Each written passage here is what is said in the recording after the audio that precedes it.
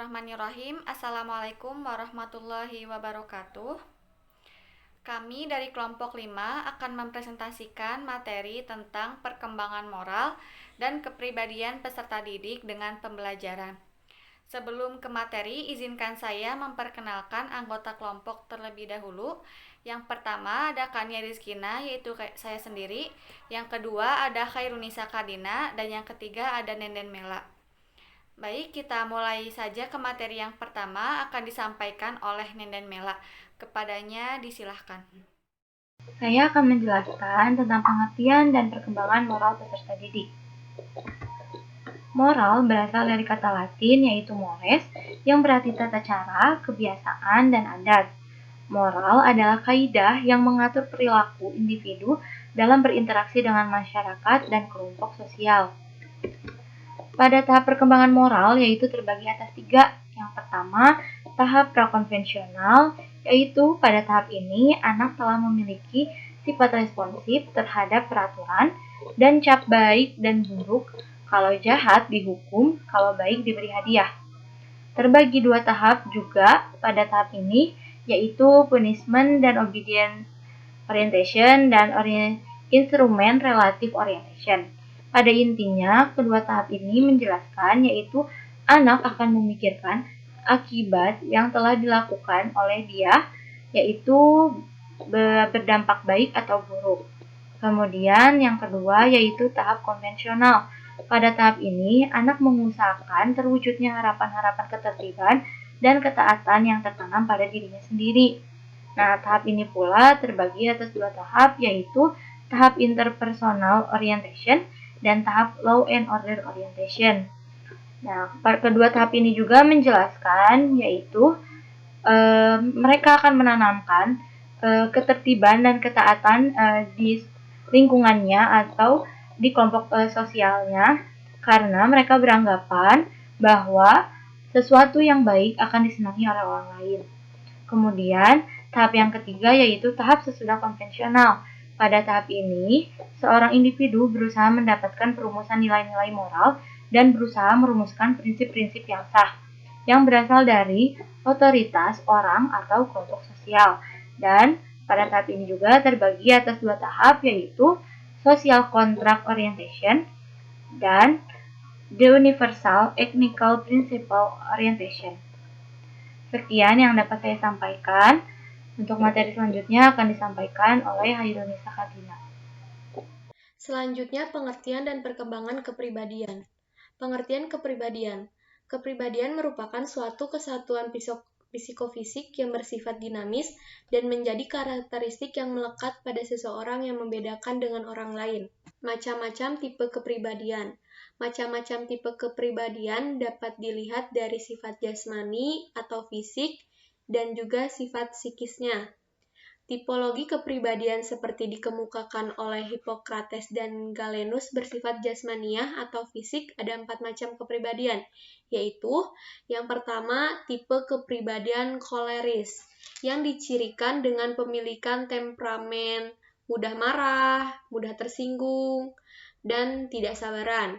Yang kedua itu tipe mekakolis, yang dicirikan dengan pemilikan temperamen pemurung, pesimis, mudah sedih, dan mudah putus asa.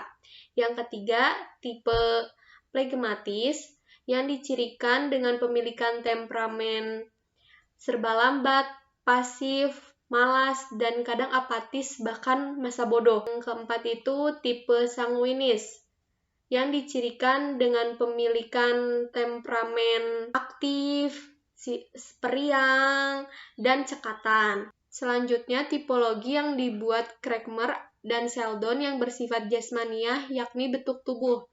Mereka membagi tipe kepribadian atas 3 macam, yaitu yang pertama tipe ektromorf. Tipe ektromorf pada orang-orang yang bertubuh tinggi kurus, kemudian sifat dan kemampuan berpikir dan kritis tetapi suka melamun dan sensitif. Yang kedua, tipe andromorf. Tipe andromorf pada orang yang bertubuh gemuk pendek, memiliki sifat periang, suka humor, populer, dan mempunyai hubungan sosial luas, banyak teman, dan suka makan. Yang ketiga, tipe mesomorf. Tipe mesomorf pada orang yang bertubuh sedang atau dapat disebut bertubuh atletis, memiliki sifat senang pada pekerjaan yang membutuhkan kekuatan fisik, pemberani, agresif, mudah menyesuaikan diri. Selanjutnya, tipologi kepribadian yang bersifat psikis dikemukakan oleh Jung, yang mengelompokkan kepribadian berdasarkan kecenderungan hubungan sosial seseorang. Dia membagi kepribadian ke dalam dua tipe. Yang pertama tipe ekstrovert, yang kedua itu tipe introvert. Tipe ekstrovert perhatiannya lebih banyak tertuju di luar, sedangkan tipe introvert perhatiannya lebih tertuju ke dalam dirinya dan dikuasai oleh nilai subjektif. Tetapi umumnya manusia juga memiliki sifat campuran atau dapat disebut kombinasi antara tipe ekstrovert dan introvert yang dapat disebut ambivert. Macam-macam tipe kepribadian tersebut, pada periode anak sekolah, kepribadian mereka tuh masih pada masa perkembangan. Dengan demikian, karakteristik anak secara sederhana dapat dikelompokkan atas yang pertama, kelompok anak yang mudah bergaul dan menyenangkan. Yang kedua itu kelompok anak yang biasa saja, dan yang ketiga, anak yang sulit dalam penyesuaian diri dan sosial, khususnya dalam melakukan kegiatan pembelajaran di sekolah. Selanjutnya kita masuk ke materi faktor perkembangan moral dan kepribadian yang akan dipresentasikan oleh Kania. Nah, materi selanjutnya adalah faktor perkembangan moral dan kepribadian. Nah, di sini faktor-faktor yang mempengaruhi perkembangan moral peserta didik, di antaranya yang pertama ada faktor tingkat harmonisasi antara orang tua dan anak. Yang kedua ada faktor seberapa banyak model yang dijadikan seseorang yang ideal. Nah, ini merupakan seseorang yang diidentifikasi oleh anak sebagai gambaran-gambaran ideal. Contohnya, orang-orang dewasa yang simpatik, teman-teman, orang-orang yang terkenal, dan yang lainnya. Yang ketiga ada faktor lingkungan. Nah, faktor lingkungan memegang peranan penting. Lingkungan di sini berbentuk manusia yang langsung dikenal atau dihadapi oleh seorang anak sebagai perwujudan dari nilai-nilai tertentu. Faktor selanjutnya yang mempengaruhi perkembangan moral adalah tingkat penalaran. Nah, perkembangan moral yang sifatnya penalaran menurut Kohlberg dipengaruhi oleh perkembangan nalar, sebagaimana dikemukakan oleh Piaget. Nah, makin tinggi tingkat penalaran seseorang menurut tahapan-tahapan perkembangan Piaget, makin tinggi pula tingkat moral seseorang. Yang kelima itu ada faktor interaksi sosial. Nah, faktor interaksi sosial dalam memberikan kesepakatan pada anak untuk mempelajari dan menerapkan standar perilaku yang disetujui oleh masyarakat, keluarga, sekolah, dan dalam pergaulan yang lainnya. Nah, untuk selanjutnya ada faktor-faktor yang mempengaruhi perkembangan kepribadian peserta didik. Menurut Andy Mappier, ada dua faktor. Yang pertama itu pembawaan atau genetik. Nah, pembawaan ini adalah segala sesuatu yang telah dibawa oleh anak sejak lahir, baik yang bersifat kejiwaan maupun yang bersifat keturunan.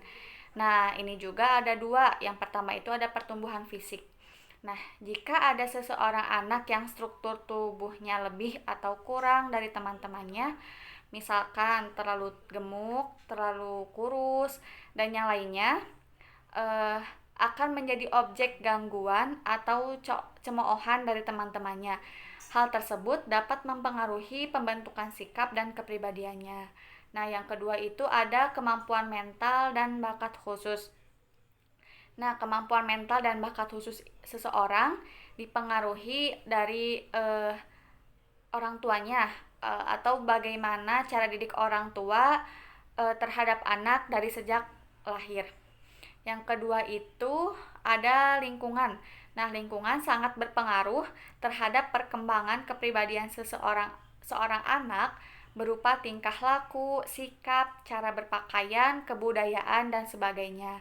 Nah, faktor lingkungan ini juga ada beberapa. Yang pertama itu ada keluarga. Nah, keluarga dipandang sebagai penentu utama pembentukan kepribadian anak. Alasannya adalah keluarga merupakan kelompok sosial pertama yang menjadi pusat identifikasi anak.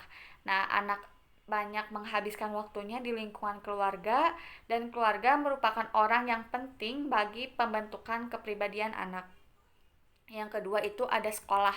Nah, sekolah adalah tempat di mana anak dapat belajar, menimba ilmu. Lingkungan sekolah yang bersih, rapi, akan membantu anak belajar dengan tenang dan nyaman.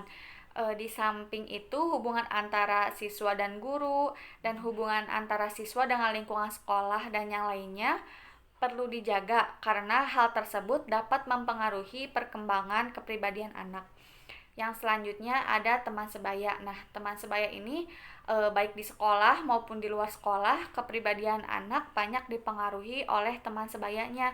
Dalam lingkungan sekolah maupun di luar sekolah, anak belajar bermain dengan temannya, belajar bekerja sama, dan yang lainnya.